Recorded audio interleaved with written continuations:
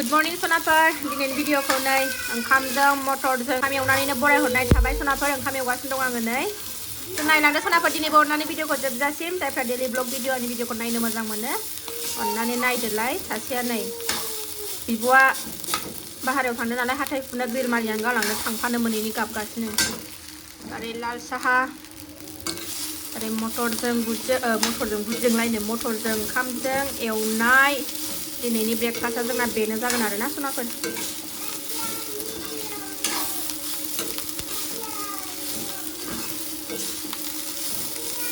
school गैयाबाबो आवा फावासो जालाबाय थायो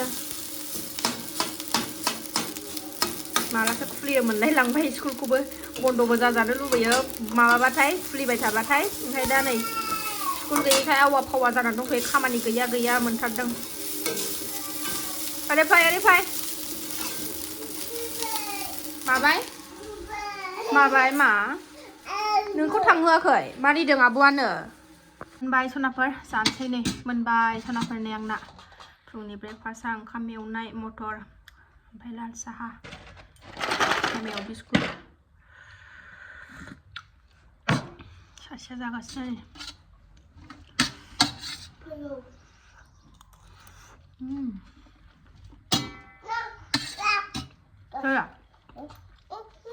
बिस्कुटजों साहाजों जानोसै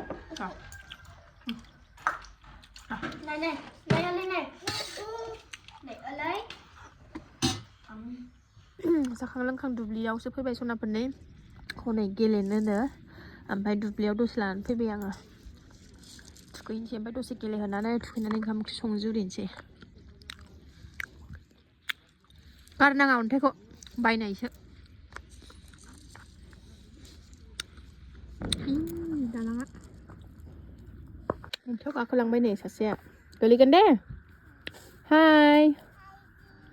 जी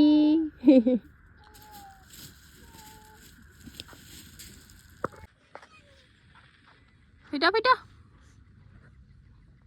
गरम मोनबाय बे आखाइ गोलाव गानहोनाया आखाइ गुसुं गानहोबोनांगौमोन आङो नै बुम फैगौ ट्रेन फैगौ नाहरलाय आयै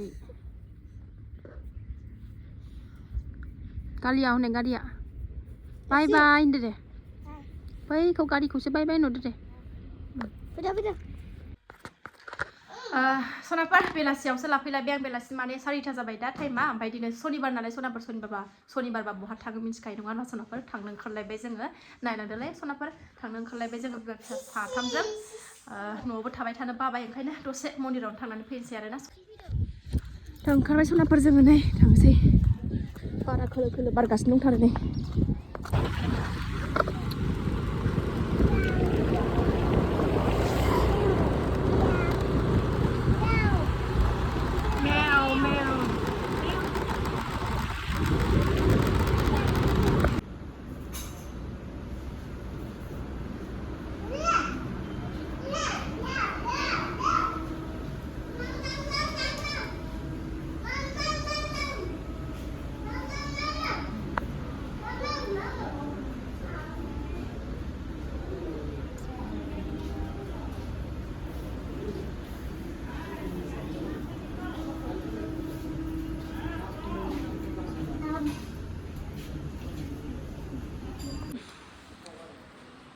प्रसाद आरिखौ हाना लाखांबाय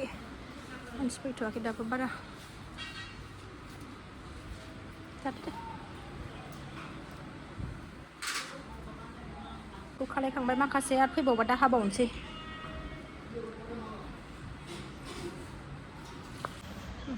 मा जादों नों मा जादों गोथाव आंगुर जागासिनो दं आंगुर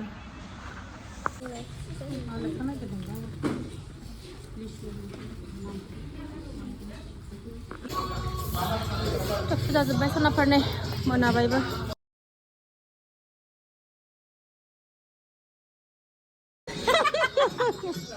जादो दे प्रसाद लोंबाय जा प्रसाद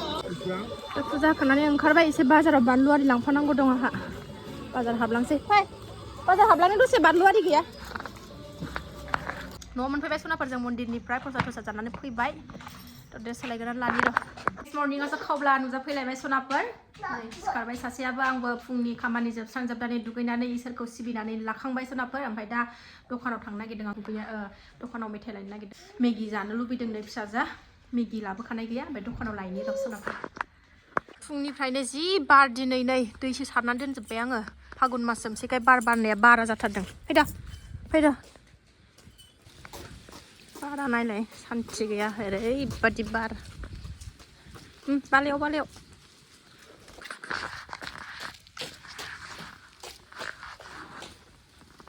मेथाइ लानोसै ना मेथाइ मादै नै सिदा सिरि दखाननिफ्राय फैनानै नै संनाय दखाननिफ्राय फैनानै सनाफोरनि संनायावसो मुखुब जाबाय आं सानसुनि ओंख्रि लाब्रा लाव सैसे कबि सैसे आलु दरनै मटर सयाबिन टमेट' थाइसे होनसै सनाफोर लाब्रा दिनैनि ओंख्रिया बेनोसै आरोना गोथाव लेथेब लाथेब संना जानोसै बेखौनो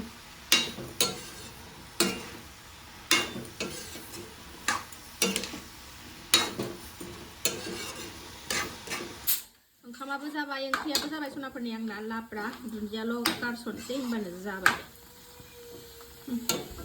थाव नुबायना नै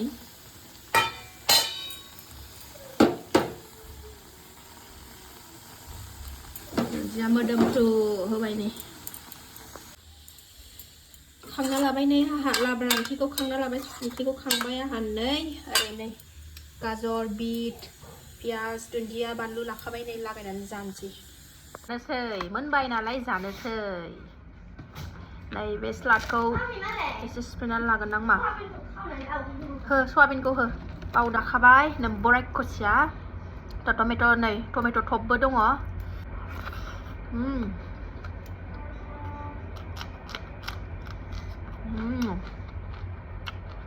बानलुजोंनो जात्रा